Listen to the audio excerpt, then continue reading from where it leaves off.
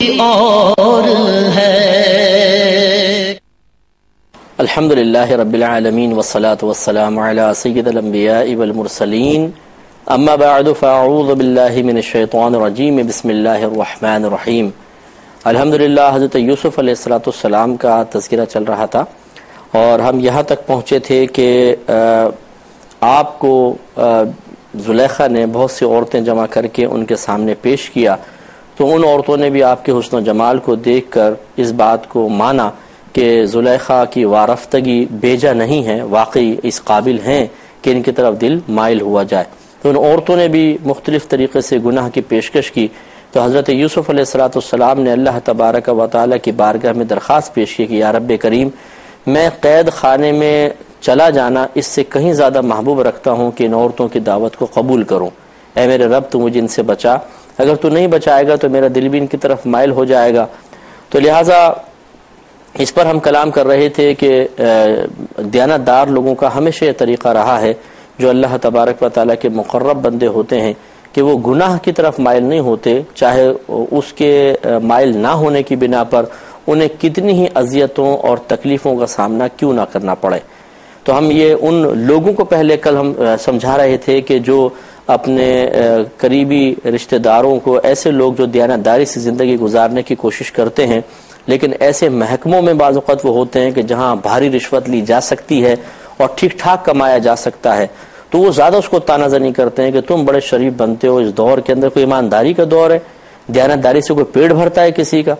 تو اس لیے تم کھاؤ پیو رشوتیں لو تاکہ ہمیں راحتیں ملیں، سکون ملیں، اور اس شخص کی بیچارے کی زندگی اجیرن کر دی جاتی ہے۔ تو ہم ایسے لوگوں کو سمجھا رہے تھے کہ ایسا ہرگز نہ کریں، آپ اگر ایسا کر بھی لیں گے اور وہ شخص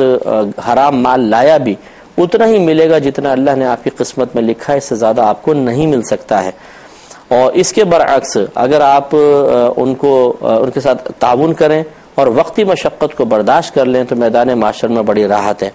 اور ایسے لوگوں کو اپنے لیے رول ماڈل نہ بنائیں کہ جو رشوت کما کر اپنے بچوں کو اعلیٰ تعلیم دلوا رہے ہیں یا گھر کے اندر راحت کا سامان لا رہے ہیں، آسائشیں ان کے پاس بہت زیادہ ہیں، تو یہ حقیقتاً قابل رشک نہیں ہے، اس لیے کہ یہ دنیا کے اندر ان کو بدلہ مل رہا ہے۔ نافرمانی کے ساتھ جو نعمت آتی ہے عموماً وہ بہت خطرناک ہوتی ہے اور اللہ تبارک و تعالیٰ کے غضب اور نفرت کی علامت ہوتی ہے۔ ایسا نہ ہو کہ یہ توبہ نہ کر سکیں اور پھر میدان معاشر میں سب ختم۔ یہ عیش تو ساتھ نہیں جائیں گے نا، جو کروڑوں روپے کما رہے ہیں مطلب رشوت کے ذریعے یا اربوں خربوں انہوں نے جمع کر لیے ہیں کچھ بھی جرم کرنے کے بعد، وہ بھی اگر تھوڑا سا غور کریں کہ آپ کتنے پیسے سے نفع حاصل کر رہے ہیں، جتنا روزانہ کھا لیا، جتنا جسم پر پہن لیا، اور جتنا آپ نے بستر وغیرہ سے نفع حاصل کر لیے، جو چیزیں ایک دن میں آپ نے استعمال کی ہوں کتنی ہیں، پر اتنا ہی ہوتا ہے۔ اس کے بعد پھر جب آپ مریں گے تو سارا کا سارا یہیں پڑا رہ جائے گا اور آخرت میں اس کا حساب و کتاب دینا پڑے گا۔ تو جو جتنے بڑے اعلیٰ منصب پہ فائز ہو کے جتنا بڑا ہاتھ مارتا ہے، وہ اپنے لیے اتنے ہی زیادہ میدان معاشر میں ذلت کا سامان جمع کر رہا ہے، یہ اس کو یہاں نہیں پتہ چلے گا، میدان معاشر میں پتہ چلے گا۔ لہذا ایسے لوگ جو میدان معاشر میں ایک طویل محاسبے کا شکار ہونے والے ہیں، ان کو دیکھ کر رشک کی نگاہ سے ان کو دیکھنا اور ان کو دیکھ کے آہیں بھرنا اور ان جیسا بننے کی کوشش کرنا، اور اس کے لیے پھر اپنے اس دیانتدار ایماندار شوہر کو یا والد کو یا بھائی کو زد و کوب کرنا اور اس کو ذہنی ٹارچر میں مبتلا کرنا، اس کو ٹارچر کرنا اور اس کو ذہنی اذیت میں مبتلا کرنا کہ وہ حرام کی طرف مائل ہو جائے، یہ قطعاً غیر مناسب ہے۔ اور وہ ان سے بھی ہماری گزارش ہے کہ جو دیانتدارانہ اللہ کے راستے پہ چل رہے ہیں اور حرام کی طرف مائل نہیں ہوتے، کہ آپ ذرا تھوڑی سی ہمت رکھیے گا، استقامت سے چلیے گا۔ لوگ آپ کو کچھ بھی کہہ رہے ہوں، آپ بس سنیں، ایک کان سے سنیں دوسرے کان سے نکالیں۔ ہاں، اللہ تعالیٰ اس کے رسول کریم صلی اللہ علیہ وسلم کا فرمان ایک کان سے سنیں اور دوسرے کان سے نکلنے نہ دیں، بلکہ اس کو دل میں اتار لیں۔ آپ ہمت رکھیے، انشاءاللہ اللہ تعالیٰ آپ کو دنیا میں بھی نوازے گا، آخرت میں بھی عطا فرمائے گا، اور آپ بڑے سرخرو ہو کر اللہ کی بارگاہ میں پہنچیں گے۔ آپ ان تانوں میں اکیلے نہیں ہیں، آپ اس جو لوگوں احساس جرم پیدا کرنے کی کوشش کر رہے ہیں، اس پورے ماحول میں آپ تنہا نہیں ہیں، ایسے بہت سارے لوگ ہیں، اور خصوصاً جو اللہ کے مقرب بندے ہیں وہ اسی طرح اپنے آپ کو ان خطاؤں کے راستے سے چلاتے رہے اور لوگ ان پہ طنز کرتے رہے ہیں، تو آپ ان کے ساتھ ہیں، وہ آپ کے ساتھ ہیں۔ ہمت رکھیے گا اور اس راستے پہ استقامت سے چلیے گا، انشاءاللہ کامیابی آپ ہی کے ساتھ ہوگی۔ جو تیزی کے ساتھ پھلانگ کے آگے بڑھنے کی کوشش کر رہے ہیں، ٹھوکر کھا کے گرنا انہی کا کام ہے، آپ ہمت رکھیں۔ چنانچہ اب جب میں نے آپ کو بتایا تھا کہ ان عورتوں نے دعوت دی، یوسف علیہ السلام نے دعوت قبول نہ کی، تو ان عورتوں نے پھر زلیخا کو کہا کہ دیکھو ہمارا مشورہ یہ ہے کہ اپنے شوہر سے کہو کہ 2-3 دن ان کو جیل میں رکھے، جب یہ جیل میں جائیں گے آسائشیں وغیرہ یہاں کی چھٹیں گی تو ان کو احساس ہوگا، تکلیف اور اذیت برداشت نہیں کر سکیں گے تو یہ فوراً تمہاری طرف مائل ہو جائیں گے، پھر ہم اپنے مقصد کو پورا کر لیں گے۔ تو زلیخا نے اپنے شوہر سے یہی کہا کہ آپ جو ہے ان کو کچھ دن کے لیے جیل میں ڈال دیں تاکہ ہم پر سے الزام ہٹ جائے، لوگ سمجھیں گے یہ قصوروار تھے تبھی تو جیل میں ڈالے گئے، اس طرح خاندان کی عزت رہ جائے گی۔ تو ان کے شوہر مان گئے اور حضرت یوسف علیہ السلام کو جیل میں ڈالا گیا۔ لیکن اس سے پہلے اللہ تعالیٰ نے بیان فرمایا کہ جب یوسف علیہ السلام نے دعا کی کہ اللہ تعالیٰ مجھے ان عورتوں سے بچا، تو اللہ تعالیٰ فرماتا ہے فاستجاب لہ ربہ، تو ان کے رب نے ان کی بات کو سن لیا، فصرف عنہ کیدہن، اور ان سے یعنی یوسف علیہ السلام سے عورتوں کے مکر کو دور کر دیا۔ انہ هو السمیع العلیم، بے شک اللہ تبارک و تعالی وہی سننے والا ہے، جاننے والا ہے۔ تو اس کا مطلب اللہ تعالیٰ نے آپ کو محفوظ فرمایا اور آپ کے لیے یہی فیصلہ ہو گیا کہ آپ کو جیل میں ڈالا جائے۔ ثم بدأ لهم من بعد ما رأوا الآیات، پھر سب کچھ نشانیاں دیکھنے کے بعد بھی ان لوگوں پر یہی ظاہر ہوا، ان کے دل میں یہی بات آئی، یعنی یہ عزیز مصر وغیرہ کے دل میں کہ لَيَسْجُنُنَّهُ حَتَّى حِينٍ، کہ ضرور ایک مدت تک انہیں قید خانے میں ڈالا جائے، یعنی حضرت یوسف علیہ السلام کو ایک مخصوص مدت تک قید خانے میں ڈال دیا جائے۔ تو پھر شوہر نے بات مان لی اور آپ کو قید خانے میں ڈال دیا۔ اب اللہ تعالیٰ فرماتا ہے وَدَخَلَ مَعَهُ السِّجْنَ فَتَيَانِ، اور ان یوسف علیہ السلام کے ساتھ قید خانے میں 2 نوجوان بھی داخل ہوئے۔ اب ان 2 جوانوں کا معاملہ یہ تھا کہ ان دونوں پہ الزام تھا کہ انہوں نے بادشاہ کو زہر دینے کی کوشش کی ہے۔ ایک ان میں سے بادشاہ کو شراب پلانے والا تھا اور ایک اس کے کچن میں کام کرنے والا تھا، مطلب جو خانسامہ اس کو آپ کہہ لیں، تو وہ بادشاہ کو کھانا پکائی کھلاتا تھا۔ تو ان پہ یہ الزام لگ گیا کہ یہ دونوں جو ہیں بادشاہ کو زہر دینا چاہتے تھے۔ اب ان دونوں نے جب یوسف علیہ السلام قید خانے میں آئے، تھوڑی سی باتیں ہوئیں تو یوسف علیہ السلام نے ظاہر کیا کہ میں خوابوں کی تعبیر جانتا ہوں۔ تو ایک دن ان دونوں نے کہا کہ ہم آپ کو ایک خواب بتانا چاہتے ہیں۔ جیسے پہلی رات گزری، اگلے دن جب بیٹھے تھے تو دونوں نے کہا کہ ہم نے اب ایک خواب دیکھا ہے تو آپ اس کی تعبیر ہمیں بتائیں۔ تو اب وہ بیان کر رہے ہیں قال احدہما، ان دونوں میں سے ایک نے کہا کہ انی ارانی اعصر خمرا، کہ بے شک میں نے دیکھا ہے کہ میں شراب نچوڑ رہا ہوں، یعنی انگور سے شراب بنا رہا ہوں اور شراب بنا کے بادشاہ کو پیش کر رہا ہوں۔ یہ وہ تھا کہ جو شراب پہلے بھی پلایا کرتا تھا، اس نے کہا میں نے ایسا خواب دیکھا ہے کہ میں انگوروں کو نچوڑ کر اور اس کا رس نکال کے اس سے شراب تیار کر کے بادشاہ کو شراب پلا رہا ہوں۔ وقال الآخر، اور دوسرے شخص نے کہا جو خانسامہ تھا کہ انی ارانی، کہ بے شک میں نے یہ دیکھا ہے کہ احمل فوق رأس خبزا، کہ میں نے اپنے سر پہ کچھ روٹیاں رکھی ہوئی ہیں، تأکل الطیر منہ، کو اور کچھ پرندے ان میں سے نوچ نوچ کے کھا رہے ہیں۔ تو آپ نے ان دونوں کو پھر آپ کے خوابوں کی تعبیر بیان کی۔ اللہ تعالیٰ فرماتا ہے کہ نبئنا بتأویلہ، تو انہوں نے کہا کہ ہمیں اس کی تعبیر بتائیے، ہمیں بتائیں کہ اس کا کیا معاملہ ہوگا۔ انا لنراک من المحسنین، بے شک ہم آپ کو نیکوکاروں میں سے دیکھتے ہیں، نیک لوگوں میں سے تصور کرتے ہیں۔ قال، حضرت یوسف علیہ السلام نے ارشاد فرمایا کہ لا یأتیکما طعام ترزقانہ الا نبأتکما بتأویلہ قبل ان یأتیکما، آپ نے فرمایا کہ جو کھانا تمہیں ملا کرتا ہے وہ تمہارے پاس نہ آنے پائے گا، یعنی جو قید خانے میں تمہیں ملتا ہے، مگر میں اس خواب کی تعبیر اس کے پہلے آنے سے پہلے تم دونوں کو بتا دوں گا۔ ذالکما مما علمنی ربی، اور یہ ان علموں میں سے ہے، ان علوم میں سے ہے جو میرے رب نے مجھے سکھائے ہیں۔ انی ترکت ملت قوم، بے شک میں نے ان لوگوں کا دین نہ مانا، کیونکہ وہاں بت پرستی ہوتی تھی، تو آپ نے فرمایا میں ان کا دین نہ مانا۔ لا یؤمنون باللہ، میں نے ان لوگوں کا، اس قوم کا دین نہیں مانا، اس کو تسلیم نہیں کیا کہ جو اللہ تعالیٰ پر ایمان نہیں رکھتی ہے۔ وہم بالآخرۃ ہم کافرون، اور یہ لوگ آخرت کا انکار کرنے والے ہیں۔ میں بہک سکوں یہ مجا کوئی اور ہے۔ یہاں مفسرین نے لکھا ہے کہ یوسف علیہ السلام نے ان لوگوں پہ ظاہر کر دیا کہ میں ایک نبی زادہ ہوں اور ہمارے آباء و اجداد نبی گزرے ہیں اور میں ایک مسلمان ہوں اور میں بت پرستی وغیرہ کو پسند نہیں کرتا ہوں۔ مزید آپ نے فرمایا کہ وَاتَّبَعْتُ مِلَّةَ آبَائِي إِبْرَاهِيمَ وَإِسْحَاقَ وَيَعْقُوبَ، اور میں نے اپنے باپ دادا یعنی ابراہیم، اسحاق اور یعقوب کا دین اختیار کیا ہے۔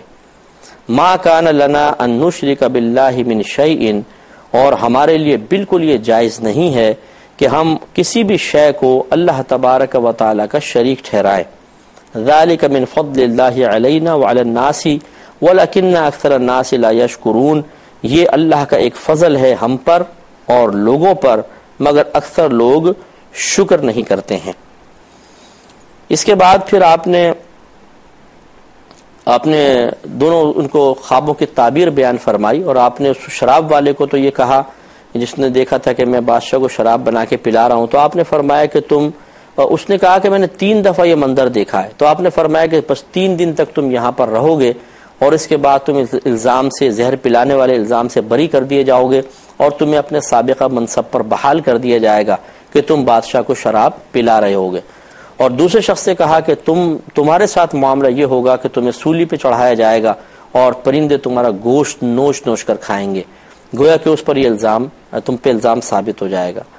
جب آپ نے یہ بیان فرمایا تو ان دونوں نے پھر ایک دم ہنس کر کہا کہ نہیں، ہم تو مذاق کر رہے تھے، ہم نے ایسا کوئی خواب نہیں دیکھا ہے۔ تو آپ نے فرمایا کہ چاہے تم نے خواب دیکھا ہو یا نہ دیکھا ہو، اللہ تبارک و تعالیٰ نے میری زبان پر جو کچھ جاری کر دیا ہے ویسا ہی ہوگا۔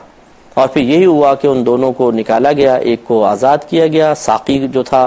وہ شراب پلانے لگا اور دوسرے کو پھانسی پہ چڑھا دیا گیا۔ تو اس سے یہ بھی معلوم ہوا کہ پہلی بات تو یہ کہ خوابوں کی تعبیر اسی شخص سے معلوم کرنی چاہیے کہ جو واقعی تعبیر بتانے کا اہل بھی ہو، اور یہ بہت ہی مشکل ہوتا ہے کہ خوابوں کی تعبیر بتانا، کیونکہ یہ قرآن و حدیث کی یعنی قرآن کی آیات اور احادیث کریمہ جس کے پیش نظر ہوں اور اس نے پہلے پڑھی ہوں وہی صحیح تعویل بیان کر سکتا ہے۔ اس کا مسئلہ یہ ہوتا ہے کہ جب کوئی خواب بیان کرتا ہے تو اللہ تبارک و تعالیٰ اس کی تعبیر الہام فرماتا ہے،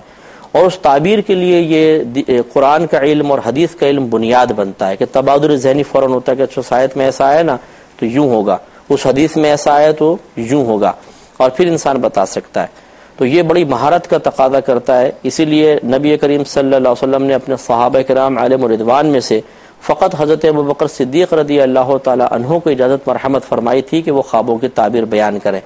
ہر ایک نہیں بیان کرتا تھا، یہ تو سرکار بیان فرماتے تھے خود، یا ابوبکر صدیق رضی اللہ تعالی عنہ کو یہ منصب دیا گیا۔ تو پہلی بات تو یہ کہ صحیح شخص کے سامنے خواب بیان ہونا چاہیے۔ دوسری بات یہ ہے کہ جھوٹے خواب بیان کرنا قطعاً غیر مناسب ہے، بعض لوگ جھوٹے خواب بنا کے گھڑ کے پیش کر دیتے ہیں، ایسا ہرگز نہیں کرنا چاہیے، کیونکہ بعض اوقات سامنے والا جو اس کی تعبیر بیان کرے ویسا ہی ہو جاتا ہے۔ پھر تو اس میں یہ نہیں ہے کہ جی ہم نے تو جھوٹ بولا تھا۔ اب آپ اگر کسی کو آزمانے کے لیے کریں کہ جی کہ مثلا کوئی شخص ہے، آپ کہیں چلو اس سے جھوٹا خواب بیان کر کے پھر تعبیر پوچھتے ہیں، دیکھتے ہیں کہ یہ پہچان پاتا ہے کہ نہیں پہچان پاتا کہ میں نے جھوٹ بولا ہے، تو انہوں نے بھی ایسے ہی کہا کہ انہوں نے پہلے جھوٹ بول دیا پھر کہا کہ جی یہ تو خواب تھا ہی نہیں۔ تو مسئلہ یہ نہیں ہے کہ واقعی خواب ہو تو ہی اس کی تعبیر ہو، بعض اوقات اللہ تبارک و تعالیٰ اپنے محبوب بندوں کی زبان پر اپنے فیصلے جاری کر دیتا ہے،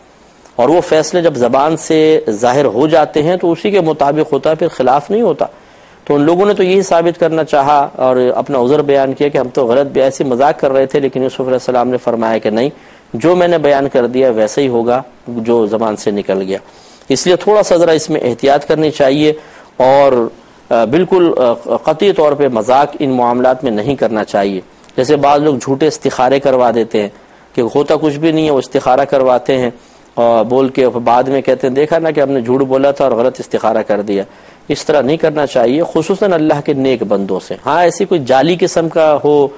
جعلی عامل ہے، جھوٹ بولنے والا ہے یا جادو کا دعویٰ کرنے والا ہے، تو اس قسم کے لوگوں کو عاجز کرنے کے لیے بطور امتحان یا ان کو غلط ثابت کرنے کے لیے اس طرح کچھ کیا جائے تو حرج بھی نہیں ہے، میں بات کر رہا ہوں ان لوگوں کی جو نیک ہیں، بعمل ہیں، باشرہ ہیں، اللہ تعالیٰ کے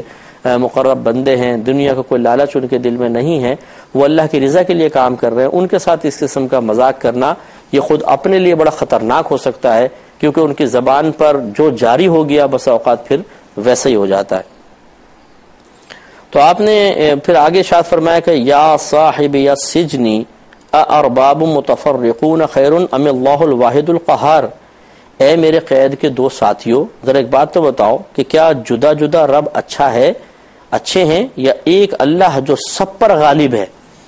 یعنی آپ ان کو اب تبلیغ کرنا شروع ہو گئے تھے تو آپ نے ان کو بتایا،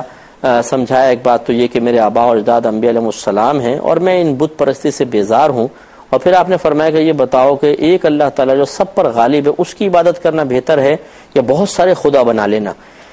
ما تعبدون من دونہ الا اسماء، تم اس کے سوا کچھ نہیں پوچھتے مگر چند فرضی نام. سمیتموہا انتم و آباؤکم ما انزل اللہ بہا من سلطان، یعنی تم بس چند فرضی نام تم نے بنا لیے، حقیقتاً ان کا وجود نہیں ہے. جیسے بعض کفار ہوتے ہیں کہ وہ کہتے ہیں جی ہمارے خدا کا یہ نام ہے، اگر ہے تو وہ خدا کہاں ہے یہ پتہ نہیں، تو خالی بت بنا کر کے جی یہ اس کا نام یہ رکھ دیا ہے، تو مطلب وہ تو معبود بننے کی صلاحیت نہیں رکھتا ہے. تو آپ یہی سمجھانا چاہ رہے ہیں کہ تم نے چند مخصوص نام بنا لیے ہیں اور ان کا جو مصداق ہے یعنی حقیقتاً خدا وہ تو موجود ہی نہیں ہے. تو آپ نے شاید فرمایا کہ تم اس کے سوا کسی کو نہیں پوچھتے مگر کچھ فرضی نام ہیں جو تم نے اور تمہارے آباء و اجداد نے خود اپنے پاس سے بنا لیے ہیں. اللہ تبارک و تعالی نے اس کی کوئی سند کوئی دلیل نازل نہیں فرمائی ہے. ان الحکم الا للہ، حکم تو فقط اللہ تبارک و تعالی کا ہی ہے. یعنی گویا کہ تم نے اپنے پاس سے جو وضع کردہ معبودان باطلہ سامنے پیش کیے ہیں یا ان کی تم عبادت کرتے ہو وہ صحیح نہیں ہے، ایک اللہ کی عبادت کرنی چاہیے. پھر آگے شاید فرمایا امر اللہ تعبدوا الا ایاہ، اللہ تبارک و تعالی نے حکم دیا ہے اس بات کا کہ تم صرف اور صرف اسی کی عبادت کرو. ذالک الدین القیم، یہ سیدھا دین سیدھا راستہ ہے. ولیکن اکثر الناس لا یعلمون، اور لیکن اکثر لوگ اس کو نہیں جانتے ہیں. اب آپ نے ان کے خواب کی تعبیر ذکر کرنا شروع فرمائی. آپ نے فرمایا کہ یا صاحب یا سجنی، اے میرے قید کے دو ساتھیوں، اما احدکما فیسقی ربہ خمرا، تم میں سے ایک تو اپنے رب یعنی بادشاہ کو شراب پلائے گا. وَأَمَّا الْآخَرُ، اور بہرحال دوسرا، فَيُصْلَبُ، تو اس کو سولی دی جائے گی. فَتَأْكُلُ الطَّيْرُ مِنْ رَأْسِهِ، تو پرندے اس کا سر کھائیں گے یعنی نوش نوش کے اس کو کھا جائیں گے. قُضِيَ الْأَمْرُ الَّذِي فِيهِ تَسْتَفْتِيَانِ، اور آپ نے شاید فرمایا کہ قُضِيَ الْأَمْرُ، یہ فیصلہ کیا جا چکا ہے، الَّذِي فِيهِ تَسْتَفْتِيَانِ، کہ جس چیز کے بارے میں تم دونوں یہ مسئلہ معلوم کر رہے تھے، یعنی چاہے تمہارے خواب سچے ہیں جھوٹے ہیں تمہارے بارے میں فیصلہ کر دیا گیا. وَقَالَ لِلَّذِي ظَنَّ أَنَّهُ نَاجٍ مِّنْهُمَا، اور یوسف نے ان دونوں میں سے جسے بچتا ہوا گمان کیا، وہی جو شراب والا تھا، تو آپ نے اس سے فرمایا کہ منہم اذکرنی عند ربک، کہ تم اپنے بادشاہ کے سامنے میرا ذکر کر دینا. اس میں انشاءاللہ ہم کلام کرتے ہیں نیکسٹ پروگرام میں. وآخر دعوانا ان الحمدللہ رب العالمین. میرا رہا